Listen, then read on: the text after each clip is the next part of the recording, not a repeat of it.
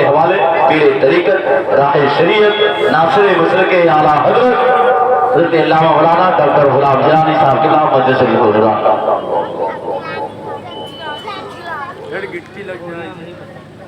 السلام علیکم ورحمۃ اللہ وبرکاتہ. وعلیکم السلام ورحمۃ اللہ.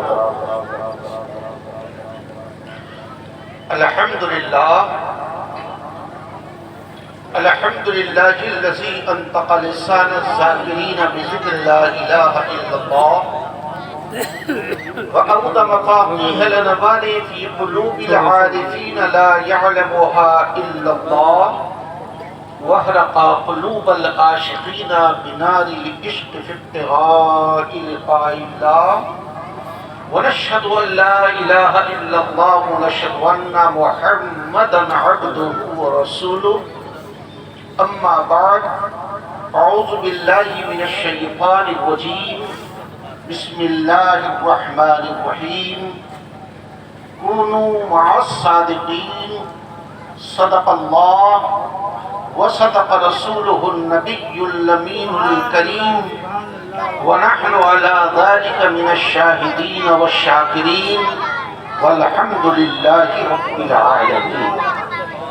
محبت کے ساتھ اللہ کے پیارے رسول صلی اللہ علیہ وسلم کی مقدس بارگاہ میں جھوم جھوم کر تہے دل سے لو لگا کر دل کو بالکل مدینے کی طرف جھکا کر تصور میں عشق رسول میں غوطہ لگا کر درود پاک پڑھیے. اللہم صلی علی سیدنا و نبینا و مولانا محمد معدن الجود والکرم و آلہ و آلہ وسلم وسلم علیہ السلام علیکہ یا رسول اللہ صلاۃ السلام علیکہ یا حبیب اللہ. یہ کیا ہو رہا ہے یار؟ جو کام کرنا باہر کرو نہ جا کے. ڈسٹرب نہیں ہونا چاہیے. تھوڑا سا تو وقت ہے. جب یکسوئی ہوتی ہے، جب ذہن ایک طرف لگا ہوتا ہے تو اس کی طاقت بہت زیادہ ہو جاتی ہے. اللہ نے دل میں بے پناہ قوت عطا فرمائی ہے. اس دل کی طاقت سے آپ یہاں بیٹھے ہیں لیکن دل آپ کا جہاں ہم چاہیں وہاں پہنچ سکتا ہے. لیکن دل سے دل ملے تب نا. ادھر سن رہے ہیں ادھر سوچ رہے ہیں، کچھ نہیں ہوگا. تھوڑی دیر کے لیے دل سے دل ملائیے، پھر دیکھیے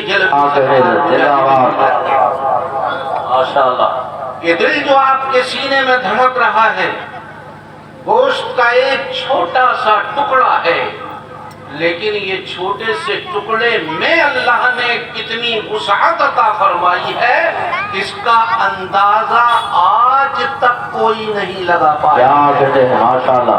زندہ باد. مختصر اتنا، یعنی چھوٹا سا، مختصر اتنا کہ 2 حرفوں سے بن جاتا ہے دل.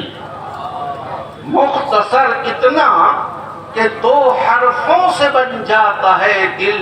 دالام دالا دل ہو گیا نہیں. مختصر اتنا کہ 2 حرفوں سے بن جاتا ہے دل، اور وسیع اتنا کہ اس میں 2 جہاں کے راز ہیں. اور وسیع اتنا کہ اس میں 2 جہاں کے راز ہیں. فارسی کے شاعر نے کہا ہے کہ اللہ فرماتا ہے، فارسی کے شاعر نے کہا ہے کہ اللہ فرماتا ہے من گنجم در زمین و آسمان، من گنجم در زمین و آسمان، لیک گنجم در قلوب مومنا. اللہ فرماتا ہے میں زمین و آسمان میں آ نہیں پاتا ہوں لیکن مومن کے دل میں آ جاتا ہوں. نعرہ تکبیر، نعرہ رسالت، فیضان حضور مجاہد ملت. لیکن مومن کے دل میں آ جاتا ہوں. تو آپ دل کی وسعت کا اندازہ لگائیے کہ اللہ رب العزت کے جلوے نہ پہاڑ میں سما سکے، نہ سمندر میں سما سکے، نہ ارض و سما میں سما سکے، لیکن مومن کے دل میں سما جاتے ہیں۔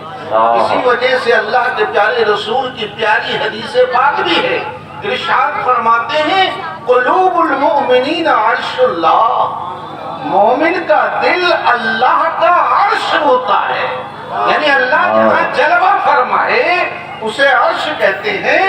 تو آقا فرماتے ہیں مومن کا دل اللہ کا عرش ہے۔ اور ایسا نہیں ہے کہ صرف ہم ہی لوگ اس کو مانتے ہیں، اس کو ہر مذہب کے لوگوں نے مانا ہے۔ ہارٹ ٹیمپل آف گاڈ، دل بھگوان کا مندر ہے۔ تو اس دل کے لیے آپ کی پوری باڈی آپ کی ہے، لیکن دل آپ کا نہیں ہے۔ یہ جو دل ہے وہ اللہ رب العزت کے جلووں کی جگہ ہے۔ تو اس دل کو جتنا آپ وسیع کیجئے، جتنا آپ وسعت دیجئے، جتنا آپ اس کو آگے بڑھائیے، جتنا آپ اس میں چمک لائیے، جتنا آپ اس میں روشنی لائیے، آپ کو پوری باڈی اسی کے اکارڈنگ چلتی ہوئی آپ کو نظر آئے گی۔ تو عرض کرنا یہ ہے کہ یہ جو محفل پاک جس میں اس وقت ہم اور آپ بیٹھے ہیں، یہ محفل پاک کوئی عام محفل نہیں ہے، یہ کنیکٹ کی گئی ہے سرکار مجاہد ملت سے۔ سبحان اللہ، سمجھ گئے؟ یہ جو آج ہم اور آپ یہاں بیٹھے ہیں، ہمیں یہاں نہیں ہونا چاہیے تھا، ہمیں اس وقت سرکار مجاہد ملت کی چوکھٹ یعنی دھام نگر شریف میں ہونا چاہیے تھا، لیکن لوگوں نے ہمارے جسم کو تو روک دیا لیکن وہ دل کو نہیں روک پائے۔ ہم بھلے ہی بدلی کے پورا میں ہیں لیکن ہمارا دل تو دھام نگر میں ہے۔ نعرہ تکبیر، نعرہ رسالت، عرص حضور مجاہد ملت۔ ہم کتنا ہی روک لیں لیکن رک نہیں پائیں گے، ہم رک نہیں پائیں گے، ہمارا دل نہیں رک پائے گا، اور دل کو روکنے کے لیے طاقت کسی کے اندر نہیں ہے، دل کو روکنے کے لیے طاقت کسی کے اندر نہیں ہے۔ اللہ نے اس دل کو اتنی پاور عطا فرمائی ہے۔ اللہ اللہ، سرکار مجاہد ملت کا عالم یہ تھا، سرکار مجاہد ملت کا عالم یہ تھا کہ انہوں نے اپنے دل کو جو لگایا اور اپنے دل کو جو ٹکایا، تو آپ کو معلوم ہونا چاہیے کہ وہ ٹکایا غوث اعظم کی چوکھٹ سے۔ سرکار مجاہد ملت کا کنیکشن ہے غوث اعظم سے، اور دیکھو کتنی خوش نصیبی ہے ہماری اور آپ کی کہ ہمارا ڈائریکٹ کنیکشن ہے سرکار مجاہد ملت سے، یعنی ایک ہی سیڑھی بیچ میں ہے۔ ہم پہنچے سرکار مجاہد ملت تک، اور سرکار مجاہد ملت سارے اپنے چاہنے والے اور اپنے مریدوں کو لے کر پہنچے کہاں؟ غوث اعظم تک۔ اور غوث اعظم کی مقدس بارگاہ وہ بارگاہ ہے کہ ان کے حمایتی کو اور ان کے چاہنے والے کو اللہ اور اس کے رسول تک پہنچنے کے لیے کوئی رکاوٹ ہے ہی نہیں۔ وہاں نہ کوئی سوال ہے نہ کوئی جواب، وہاں نہ کوئی پوچھ ہے نہ چاٹ، وہاں نہ کوئی بیریئر ہے، کچھ نہیں۔ کیوں کہ سرکار مجاہد ملت نے ہمیں ملا دیا ہے غوث اعظم سے، اور غوث اعظم کی ذات وہ ذات ہے جو اللہ کے پیارے رسول ہی نہیں، حضرت امام حسن، حضرت امام حسین، حضرت علی اور حضرت فاطمہ الزہرا رضی اللہ تعالی عنہا، ان سب کے لاڈلے ہیں۔ کون؟ غوث اعظم، جو اتنوں کا لاڈلا ہوگا اسے راستے میں کون روکنے والا ہے؟ اسے راستے میں کون دینے والا ہے؟ انہیں راستے میں کون روکنے والا ہے؟ کسی فرشتے کی جرت نہیں ہے جو غوث اعظم کے غلام کو روک لے۔ کسی حساب و کتاب کی ضرورت نہیں ہے، اس لیے کہ اللہ کے پیارے رسول صلی اللہ علیہ وسلم کا وہ چہیتا اگر اس پر گفتگو کی جائے تو دوسری طرف نکل جائے گی، لیکن میں بتانا یہ چاہتا ہوں کہ سرکار غوث اعظم میں گم تھے سرکار مجاہد ملت۔ سرکار کیونکہ سرکار مجاہد ملت کی جب زندگی پر ہم نگاہ ڈالتے ہیں، جب آپ کی زندگی کو ہم دیکھتے ہیں تو معلوم یہ ہوا کہ حضور مجاہد ملت کا اٹھنا بیٹھنا بولنا چالنا خیالات ہر وقت جو تصور میں رہتے تھے وہ غوث اعظم کے تصور میں رہتے تھے، وہ غوث اعظم کے تصور میں رہتے تھے۔ تو یہ غوث اعظم کے ہندوستان میں اگر کوئی لاڈلا ہے تو ان کا نام سرکار مجاہد ملت۔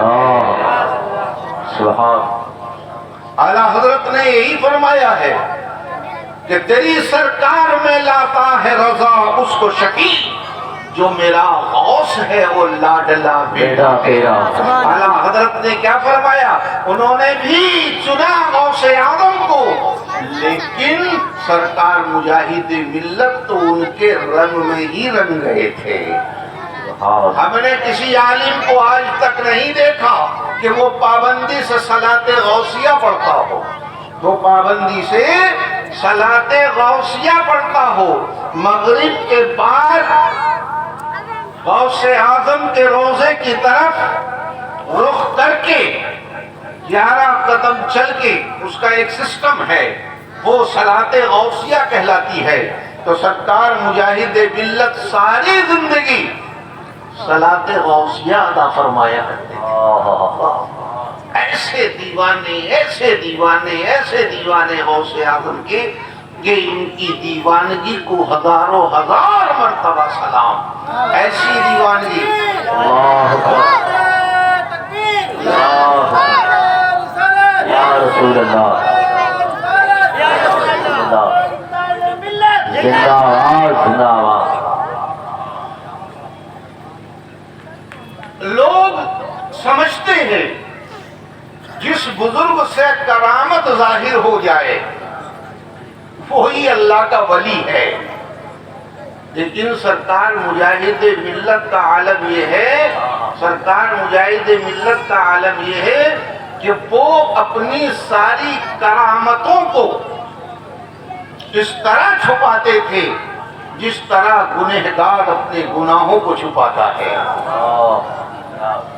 اب گنہگار اپنے گناہوں کو چھپاتا ہے لیکن کبھی نہ کبھی تو چھلک جاتا ہے، وہی حال سرکار مجاہد ملت تھا۔ الہ آباد کی سرزمین ہے، مسجد اعظم دریا آباد ہے، سرکار مجاہد ملت وہاں جلوہ افروز ہیں، اور ان کے ساتھ میں ان کے شاگرد رشید منہ بولے بیٹے سرکار مفتی عبدالرب علی رحمت الرحمان ہے، ابھی پڑھتے ہیں، ابھی مفتی عبدالرب رحمت اللہ علیہ پڑھتے طالب علم ہیں۔ انہی کے ہم عصر ایک بہت بڑے عالم دین سرکار مجاہد ملت کے ساتھیوں میں، نام نہیں لوں گا لیکن ان کے ساتھی تھے وہ۔ اب جو سرکار مجاہد ملت کا ساتھی ہو ہندوستان کا کتنا بڑا عالم ہوگا۔ وہ کہتے نہیں، وہ کچھ لوگ ایسے ہوتے ہیں منہ پھٹ ہوتے، پڑھ سے بول دیتے، ایسی عادت تھی ان کی۔ تو حضور مجاہد ملت بیٹھے اور وہ بزرگ وضو بنا رہے ہیں، کئی بالٹی پانی خرچ کر دیا انہوں نے، دھو رہے ہیں وضو بنا رہے ہیں مفتی عبدالرب صاحب ابھی پڑھتے تھے، طالب علم تھے، وہ آئے سٹ سے انہوں نے وضو کر لیا ایک دم سے. اس کے بعد اب سرکار مجاہد ملت نے فرمایا ارے کدھر گیا میرا امام یعنی مولانا عبدالرب صاحب کو، چل نماز پڑھا. یہ حضور مجاہد نے فرمایا چل نماز پڑھا. اتنی عظیم بزرگ شخصیت، چل نماز پڑھا. تو ان بزرگ نے کہا حضور مجاہد ملت سے کہ امام تو آپ کا ایسے چالو ہی دکھ رہا ہے، امام تو کوئی ڈھنگ کا رکھ لیا ہوتا. اب حضور مجاہد ملت اندر سے تو ایک دم چہرہ سرخ ہو گیا. کیوں؟ جو جسے چاہتا ہے اگر آدمی مجھے کچھ کہہ دے تو میں گوارا کر لوں گا، لیکن میرے مجاہد ملت کو اگر کہہ دے تو کلیجہ پھٹ جائے گا. یہ محبت ہوتی ہے. تو سرکار مجاہد ملت کو مفتی عبدالرب رحمۃ اللہ علیہ سے وہ محبت تھی کہ بات بھلے ہی مذاق کی ہو لیکن سرکار مجاہد ملت کو گوارا نہیں. اور آپ نے فرمایا کیوں، کیا کمی ہے میرے امام میں؟ کیوں کیا کمی ہے میرے امام میں؟ تو وہ بھی سیدھے ہو گئے، وہ بھی سیدھے ہو گئے. کہا چلو گھر پانی میں تو اس نے وضو کیا ہے، کیا نماز ہوگی؟ تو سرکار مجاہد ملت نے فرمایا اب حدیث کی روشنی میں دیکھو سرکار نے کیا ارشاد فرمایا ہے. سرکار نے کیا ارشاد فرمایا ہے کہ پانی میں اسراف نہیں. او علی شط نہر، اگرچہ تم ندی کے کنارے پہ کیوں نہ ہو پانی اتنا ہی استعمال کرو جتنا شریعت نے حکم عطا فرمایا. کتنا بتاؤ کتنا؟ صاحب اگر اس کی ناپ تول کی جائے تو مشکل سے 1 لیٹر پانی آئے گا جس میں وضو کا حکم ہے. اتنا پانی خرچ کرو، باقی جو خرچ کرو گے وہ شریعت کا جو نصاب ہے اس سے اوپر خرچ کرو. کہا میرے امام نے جو شریعت کے مطابق پانی خرچ کر کے وضو کیا ہے اس وضو کو کہیں گے شریعت کا وضو. اس وضو کو کہیں گے شریعت کا وضو. اور آپ نے جو پانی خرچ کیا ہے اتنی دیر تک پانی بہاتے رہے جب تک آپ کی طبیعت نہ بھری، جب تک آپ کی طبیعت نہ بھری. تو آپ کا وضو ہوا طبعی اور میرے امام کا وضو ہوا شرعی. اب بتاؤ دونوں میں کس میں بدل جاتا ہے؟ کیا شرعی وضو والا ہوگا یا طبعی وضو والا ہوگا؟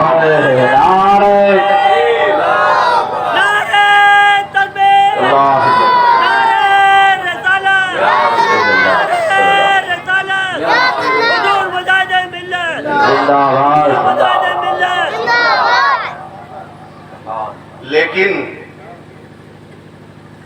ان کی محبت کو جو ٹھیس پہنچی تھی نا سرکار مجاہد ملت کی، اتنے سے اندر سے وہ راضی نہیں ہوئے.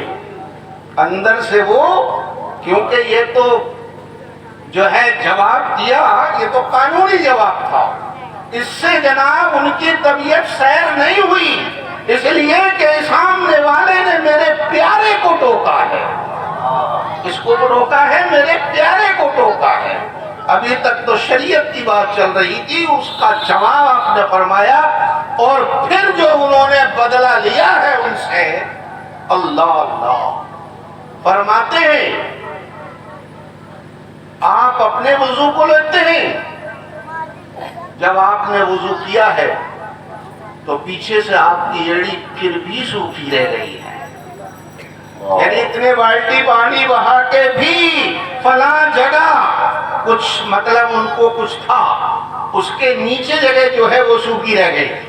کہا اس جگہ آپ نے پانی نہیں بہایا ہے، لہذا آپ اب یہ کیا تھا؟ یہ سرکار مجاہد ملت کی کرامت تھی. جبکہ کرامت دکھانا نہیں چاہتے تھے، لیکن جب چاہیں جہاں چاہیں سرکار مجاہد ملت کی کرامتوں کا ظہور ہو جاتا ہے. ایسا نہیں ہے کہ اور انہوں نے اپنی کرامت کے ذریعے ان کو نیچے دکھا دیا. تو چاہت جو ہوتی ہے وہ بڑی عظیم شے ہوتی ہے. چاہت کے مقابلے میں کچھ نہیں. اب اس بستی میں جو جلوہ ہے، کیا سرکار مجاہد ملت کے نام پر لٹانے والوں کی کمی ہے؟ کیا ان کے نام پر جلسہ و جلوس کرنے والوں کی کمی ہے؟ کیا ان کے نام پر اپنی دولت کو ان کے قدموں پہ لٹانے والوں کی کمی ہے؟ لیکن اس گاؤں میں جو رونق نظر آتی ہے وہ پیسے کی نہیں ہے، وہ سرکار مجاہد ملت کی. نعرہ تکبیر، نعرہ رسالت، فیضان حضور مجاہد ملت حضرت علامہ مولانا ڈاکٹر غلام جیلانی صاحب قبلہ. وہاں بھی جلوے الگ ہی نظر آتے ہیں، تو ہم لوگ وہاں جا نہیں پائے. لہذا آج ہم یہیں پر ہی قل کریں گے. محبت کا ایک اصول یہ بھی ہے، محبت کا ایک اصول یہ بھی ہے، عاشق اگر نہ پہنچ پائے، اگر نہ پہنچ پائے تو جس سے جو محبت کرتا ہے وہ محبت جس سے کی جاتی ہے وہ اپنے محبت کرنے والے کے پاس آ جاتا ہے. سمجھنے کی نہیں؟ ہم میں ان میں بڑا فرق ہے. ہمیں وہاں جانے کے لیے ٹرین کی ضرورت ہے، ہمیں وہاں جانے کے لیے پرمیشن کی ضرورت ہے، ہمیں وہاں جانے کے لیے دنیاوی وسائل کی ضرورت ہے. لیکن سرکار مجاہد ملت کو یہاں آنے کے لیے کسی چیز کی ضرورت نہیں ہے. جہاں دیوانہ پکارے گا وہی چاہنے والا وہاں پہنچ جائے گا. تو آج اگر ہم یہاں قل کر رہے ہیں، ان کا قل کر رہے ہیں، یہ ہماری مجبوری ہے. لیکن سرکار مجاہد ملت کی آمد یہ کوئی ان کے لیے مجبوری نہیں ہے.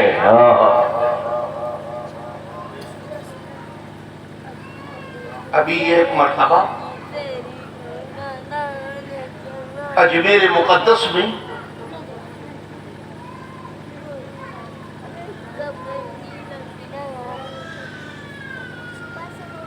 ایک بزرگ آئے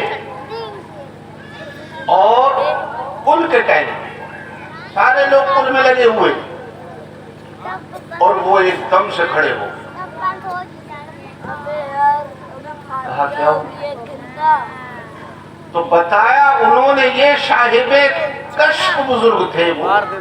انہوں نے کیونکہ ہندوستان کی ساری ولایت جو ہے وہ عرس غریب نواز میں حاضر ہوتی ہے. ہندوستان کے جتنے بھی ولی ہیں عرس میں انہیں جانا ہی جانا ہے، کیونکہ پورے سال کے لیے بیٹری وہاں چارج کرنی ہے. سرکار مجاہد ملت پوری لائف کہیں بھی رہے لیکن غریب نواز کے قل میں ضرور شریک ہوئے. ہم نے جب سے آنکھ کھولی اپنے والد محترم کو دیکھا کہ کبھی بھی غریب نواز کا عرس کا ناغہ نہیں ہوتا، چاہتے ہی ہیں. اور الحمدللہ یہ فقیر بھی طالب علمی کے زمانے سے آج تک کتنے برس ہو گئے، یعنی ہمیشہ سرکار غریب نواز کی عرس میں حاضر ہوتے ہیں. سبحان اللہ. عرس کے قل کی جو محفل ہوتی ہے، میں آپ کو ویسی تقریر نہیں سنا رہا ہوں، ایسے واقعات تو بے شمار ہیں. ہم تو سرکار مجاہد ملت کے پوتے ہیں، آپ کو سنائیں تو کتنی کرامتیں سنا دیں. لیکن ہم اپنے لوگوں کو یہ جو محفل ہے آخر یہ ہے کیا؟ اس کے اندر کی بات بتانے کی ہم کوشش کرتے ہیں تو اور محفلیں نہیں، لیکن ان کی جو محفل ہوتی ہے اس میں کون سی خاص بات ہوتی ہے؟ تو اجمیر شریف میں غریب نواز کا کل ہو رہا ہے، غریب نواز کا کل ہو رہا ہے۔ اب پبلک تو تھی، پبلک کو دیکھنے والی پبلک کی آنکھیں تھی، لیکن وہاں وہ آنکھیں بھی بہت زیادہ ہوتی ہیں جنہیں وہ دیکھتا ہے جسے ہم اور آپ نہیں دیکھ پاتے، انہیں وہ دیکھتا ہے جسے ہم اور آپ نہیں دیکھ پاتے ہیں۔ تو ان بزرگ نے دیکھا کہ اس محفل میں غریب نواز کے پیر و مرشد خواجہ عثمان ہارونی تشریف لے آئے،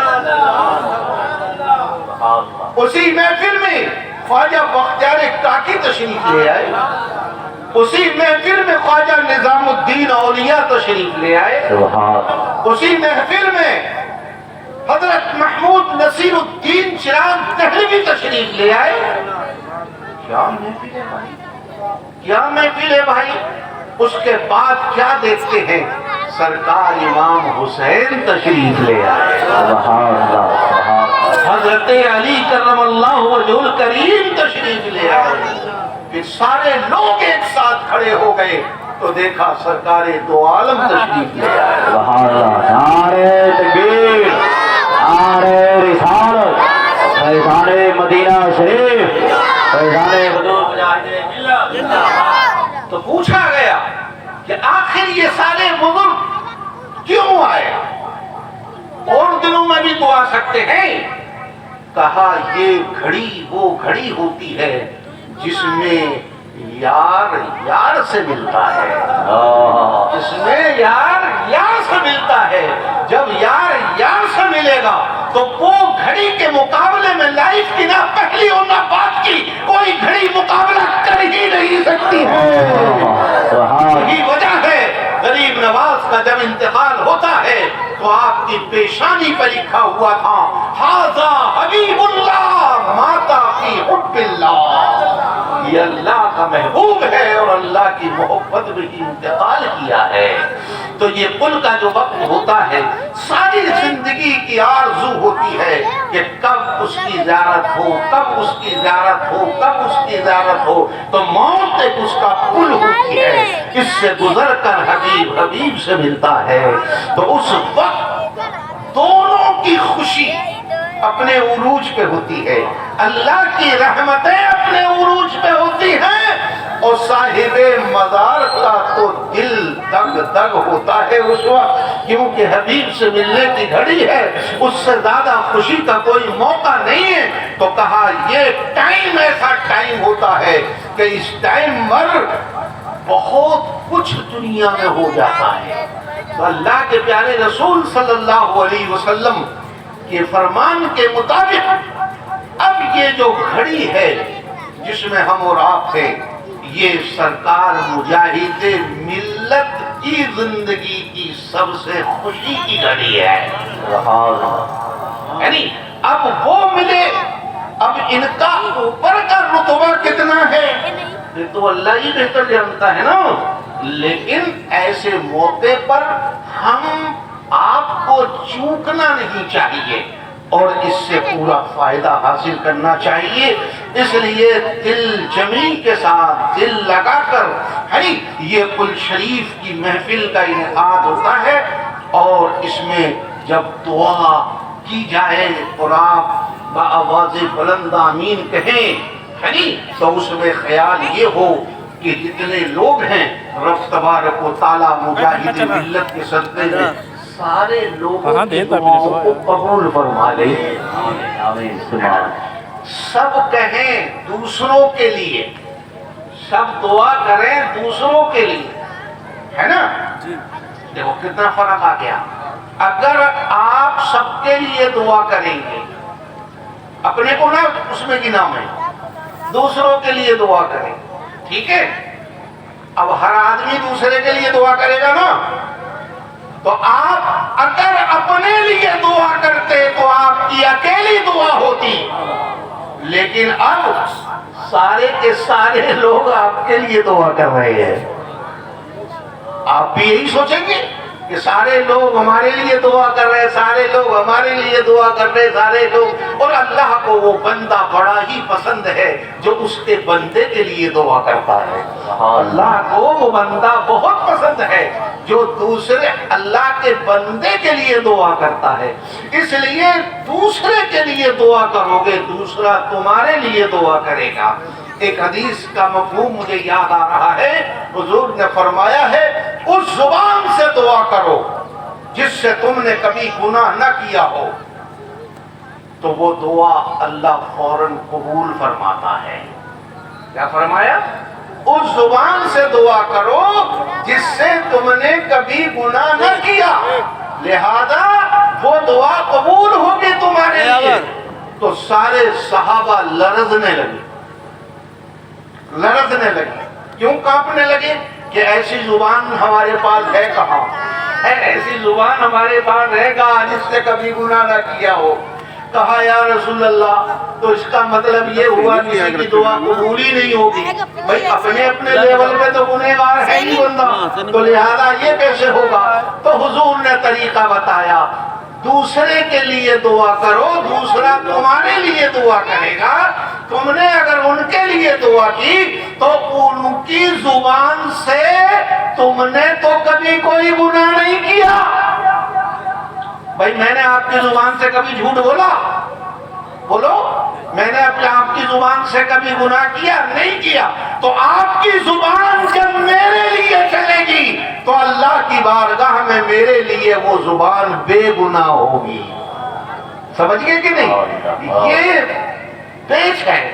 اس کو ہمیشہ اللہ کے رسول کی بارگاہ میں بھی آپ اچھے بنے رہو کہ ہم نے آپ کی امتی کے لیے دعا کی. اللہ کی بارگاہ میں اچھے بنے رہو, ہم نے آپ کے بندے کے لیے دعا کی. اور اس کا پلٹ دیکھو کتنا آپ, وہ بندے جب آپ کے لیے دعا کریں گے تو ان کی زبانیں آپ کے لیے بے گناہ ہوں گی. اللہ اس کو قبول فرمائے گا. یہ سب خاص موقعوں کے لیے ہیں, ہے جی, کے لیے دعا کرو انشاءاللہ العزیز. اللہ نے یہ موقع اور یہ دن ہمارے ساتھ میں آیا ہے اور یہ موقع نصیب ہوا ہے کہ سرکار مجاہد ملت کا کل شریف ہم کرتے ہیں. اب بہت ہی ادب کے ساتھ آپ حضرات بیٹھے رہیے, کل شریف شروع ہوتا ہے.